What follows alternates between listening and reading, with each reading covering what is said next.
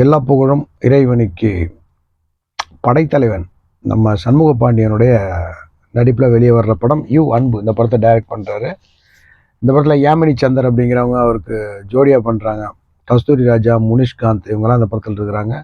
Walter அப்படிங்கிற ஒரு average movie கொடுத்த யூ அன்பு அவர் தான் இந்த படத்தை டைரக்ட் பண்ணுறாரு. டைரக்டர்ஸ் சினிமா அப்படிங்கிற ஒரு நிறுவனம் இந்த படத்தை தயாரிக்குது.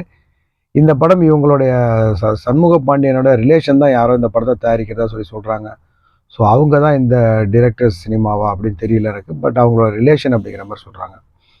ஸோ இந்த படத்தில் வந்து பார்த்திங்கன்னா ஒரு முக்கியமான ஒரு தகவல் அப்டேட் என்ன அப்படின்னா, இந்த படத்தில் வந்துட்டு கேப்டன் விஜயகாந்த் இறந்ததுக்கு பிறகு அவரை வந்துட்டு பழைய ஃபுட்டேஜ் எல்லாம் வச்சு இந்த படத்தில் ஒரு சண்டே சீக்வன்ஸுக்காக அவரை கொண்டுகிட்டு வராங்க அப்படிங்கிற மாதிரி ஒரு தகவல் சொல்கிறாங்க. அதை தாண்டி இல்லை, ஒரு டயலாக் சீன் தான், 2 நிமிஷம் தான் அந்த சீனு. இதுக்கே வந்து பல கோடி ரூபாய் அந்த தயாரிப்பு நிறுவனம் செலவு பண்ணியிருக்கு. இந்த தொழில்நுட்பம் இந்தியாவில் வந்து பார்த்திங்கன்னா ரொம்பவே காஸ்ட். அது வெளிநாடுகளில் வந்து பார்த்திங்கன்னா நல்லா பண்ணுறாங்க. பட் தரமான காஸ்ட்டுன்னு சொல்லலாம். பட் இந்தியாவில் அந்த அளவுக்கு தரமான தொழில் வந்துட்டு ஐயில் இன்னும் வரல அப்படிங்கிற மாதிரி ஒரு தகவல் சொல்கிறாங்க. பட் எந்த அளவுக்கு வந்து விஜயகாந்தை பண்ணி வச்சுருக்கிறாங்க அப்படிங்கிறது தெரியல. ஏன் சொல்கிறேன்னா, சமீபத்தில் பிரேமலதா அவங்க ஒரு அறிக்கை ஒன்று கொடுத்துருந்தாங்க. விஜயகாந்தை காட்ட யாருக்கும் நாங்கள் அனுமதி தரல, அதனால் நீங்கள் விஜயகாந்தை காட்டக்கூடாது அப்படிங்கிற மாதிரி சொல்லியிருக்கிறாங்க.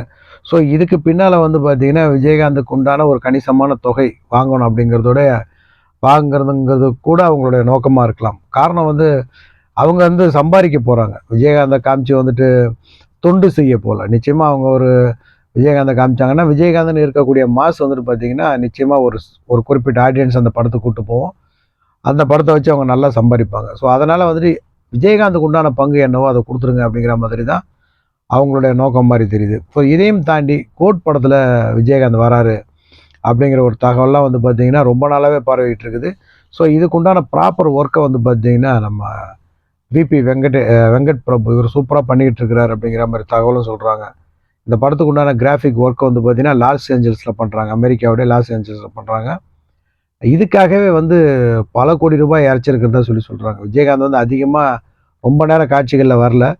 பட் கொஞ்சம் தான், ஒரு சில காட்சிகள் தான் விஜயகாந்த் வராரு. இதுக்கே அந்த பர்ஃபெக்ஷனுக்காக வந்து பார்த்திங்கன்னா பல கோடி ரூபாய் செலவு பண்ணியிருக்கிறதா அந்த டீம் சொல்கிறாங்க. ஸோ இது ஒரு மாஸ் மூவி. ஒரு மாஸ் மூவியில் விஜயகாந்த் வர்றது தான் சரி.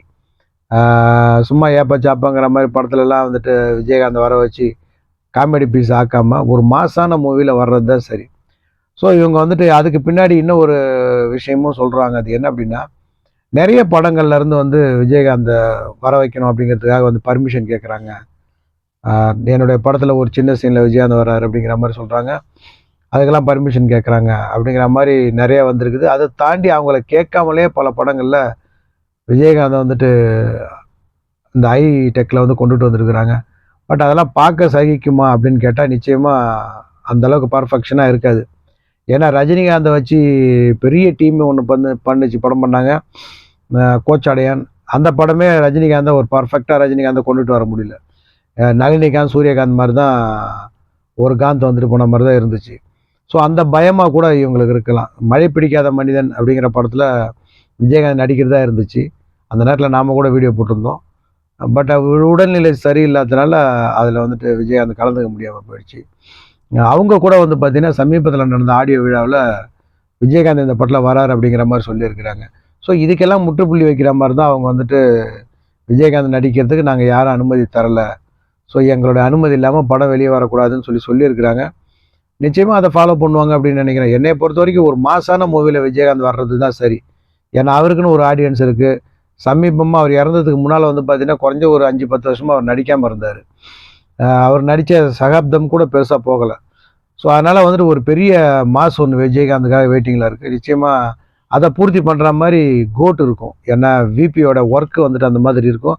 விஜயே வந்துட்டு விஜயகாந்தோடைய சீன்ஸ் இப்படி தான் இருக்கணுங்கிற மாதிரி கண்டிஷன் போட்டிருக்கிறாருன்னு சொல்கிறாங்க. ஸோ நல்லா பர்ஃபெக்ஷனாக வரணும். அப்படி இல்லைன்னா நானே ஒத்துக்க மாட்டேன், நானே கேன்சல் பண்ணிடுவேன் அப்படிங்கிற மாதிரிலாம் சொல்லியிருக்கிறதா தகவல் சொல்கிறாங்க. ஸோ அதை தாண்டி படைத்தலைவன் படத்தில் விஜயகாந்த் வராரு. அது கன்ஃபார்மாக வராரு. கோட்டில் வருவாரா இல்லையான்னு எனக்கு தெரியல. கன்ஃபார்மாக வந்து பார்த்தீங்கன்னா படைத்தலைவனில் வராரு. சண்முக பாண்டியனோட படம் அது.